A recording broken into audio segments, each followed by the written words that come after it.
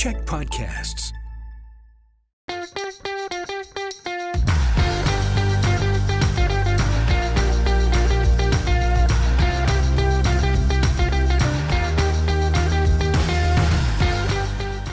Hey everyone, and welcome to Political Capital, your source for all the latest in BC politics. I'm your host, Rob Shaw, coming to you from the Check News Command Center here in Victoria. We have been off the last 2 weeks. It was Remembrance Day, and then somebody decided to get sworn in as Premier on the exact time we recorded the show. So I don't know, did we miss anything? Because holy sweet Yakimo, what a wild 2 weeks in BC politics. Apologize for my language there. David Eby promised to hit the ground running as Premier in his first week. It's more like he was shot out of a cannon with announcements on public safety, housing, cost of living, the RCMP backstopped by incredible news. BC is awash in $5 billion in cash with a new financial update. We're going to bring in the pod squad to break it all down. Jillian Oliver and Jeff Ferrier are here joining us this week. Katie Merrifield is off, but she asked me to read from a note she had passed me saying, I believe, quote, David Eby is awesome, quote. So there we go. That's from Katie this week. She's going to kill me for that. But let's do big picture first, both of you. Drilling down into the announcements will come in a minute. But Jillian, you had mentioned before there was a high bar for Eby to meet in his launch to live up to expectations of that hitting the ground running thing. Did he do it? What did you make of this? Certainly, I think in terms of that framing, showing that he has a lot of plans that had been in the works that he was ready to release on day one, which is exactly what he did. Moments after he was sworn in, we got a quick hit of affordability measures, hydro credits for people under a certain income threshold. Then on Sunday, we got a big public safety announcement that had a whole bunch of things. I think the press release was like 17 pages. And then a couple of housing bills on the first day back in session as well that have now passed in the House by the end of the week before you can even read them practically. So yeah, I think definitely he has recaptured some of the narrative. You could tell how much more comfortable he was speaking today, both in the House and in interviews, now that he's able to sort of speak freely, now that he's in the office. I think that he did sort of meet that bar that he set for himself in terms of having plans and getting moving on them quickly. I guess it helps to meet a bar when you're 6'7" because you can probably just step over the bar. But anyways, Jeff, you called him the man of action. That kind of took off. Is he the man of action? Is this what you expected based on what you were hoping for? His giant podium was the big winner of the last week. What did we call it? What did we end up calling it? The Explodium? This would be a good time to put a picture of that in. Explodium. The Explodium, yes. Yeah. Finally, David Eby has come back to the Premier's office. The crime fighting, hydro rebate delighting, housing building, NDP reputation gilding, man of action. His first 7 days are the most electrifying in ages. He has absolutely hit the ground running. He's laying the stamp down on government, hydro rebate. We all got that email on the day of his swearing in. Public safety plan, that's booked. Housing help passed in 4 days. And the official opposition, what is the leader's name again? It doesn't matter what his name is. For months, they wanted action. Now the action comes, and what do? They delay and complain, and they want more debate. Look out, BC Liberals or United or whatever you are. I don't know what the date is for that.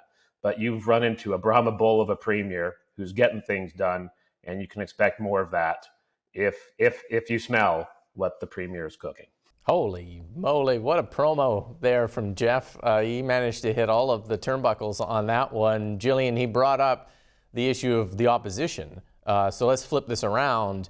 How does David Eby launching this tsunami of news land, both to the public, getting deluged by these announcements, and also how does it change the sort of landscape for opposition and other parties to kind of address his premiership in these early days?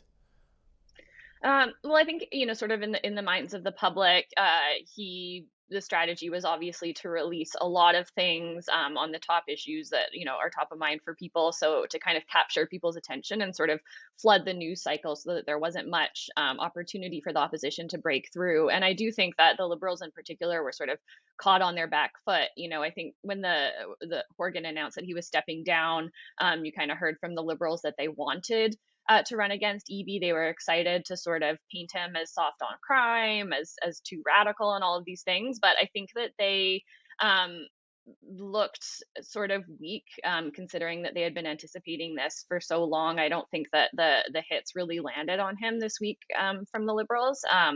Every premier gets a honeymoon phase, especially when you're making so many big announcements like this.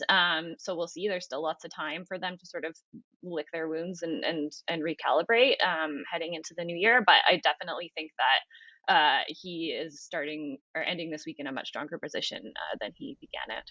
Yeah, for sure. Jeff, what do you think the public registers all of the chops here from the premier? Is it enough to cut through into their daily lives? Do they get all of these different things, or do you just get a sense of it? Or what do you think what the hope was in doing all of this so quickly?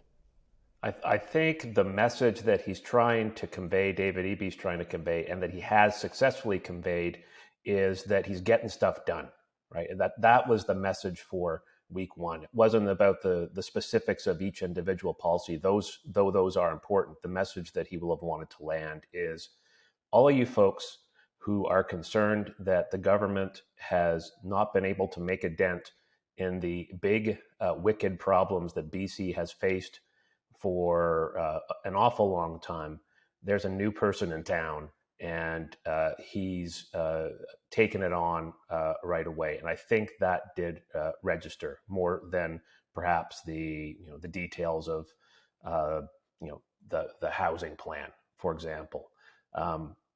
I think I agree with Jillian. There were a lot of social media coming out of BC Liberals about coffee and donuts. They came out as over-caffeinated and too full of sugar at times. It was over-aggressive, and very little of it making a dent in what Eby was doing. But I do want to give a call out to Sonia First to Know and Adam Olson. God bless you. In question period, you asked questions this week.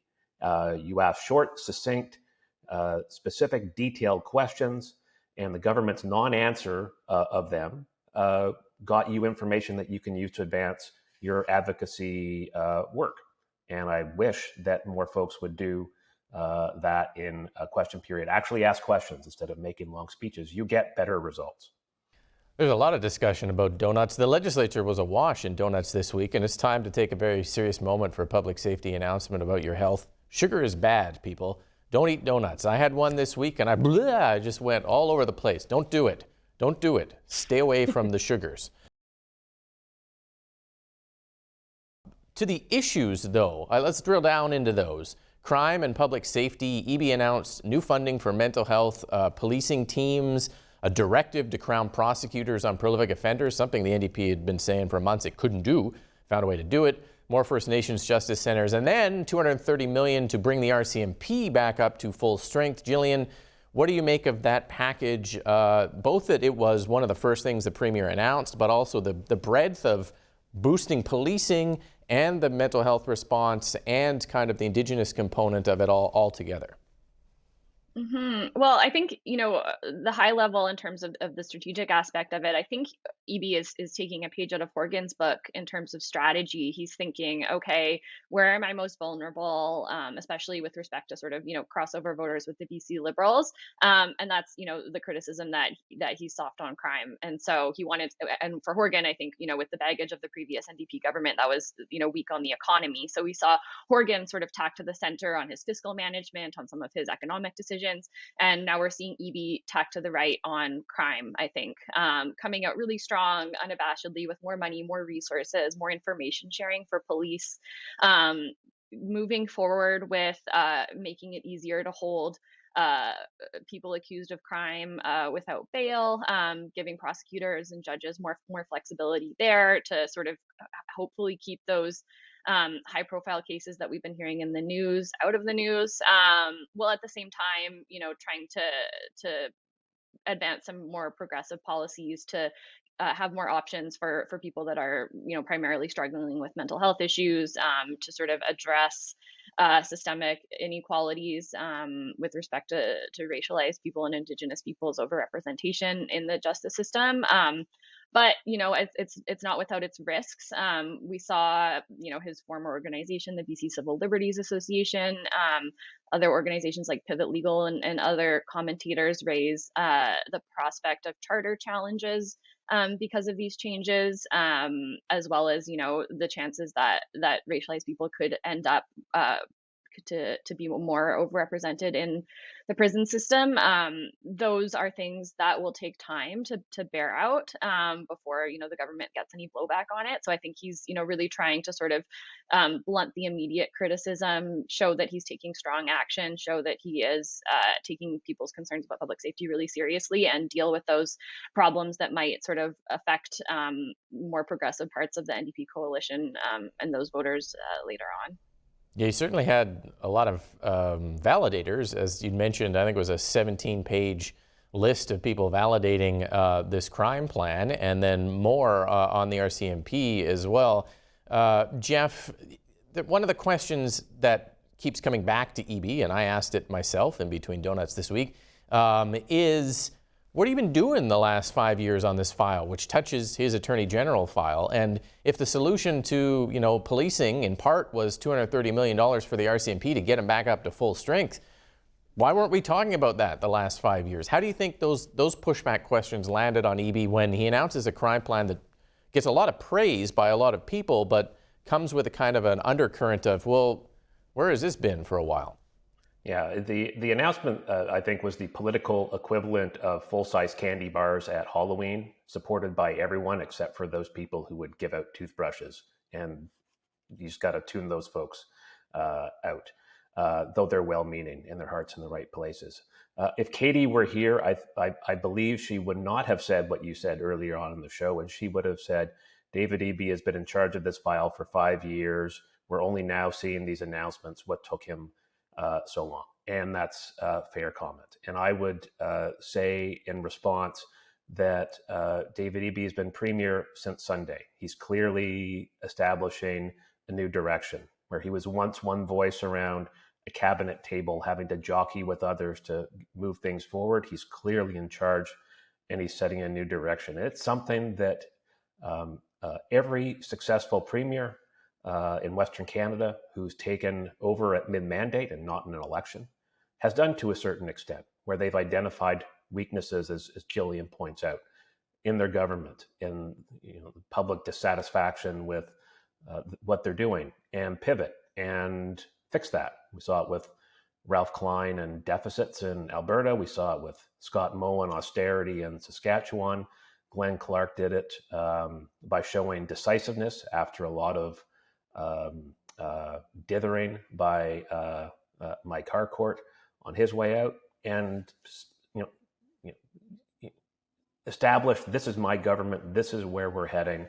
I can't speak for the last 5 years. I wasn't the premier, but I'm the premier now, and there's a new sheriff in town, and this is the way things are going to be.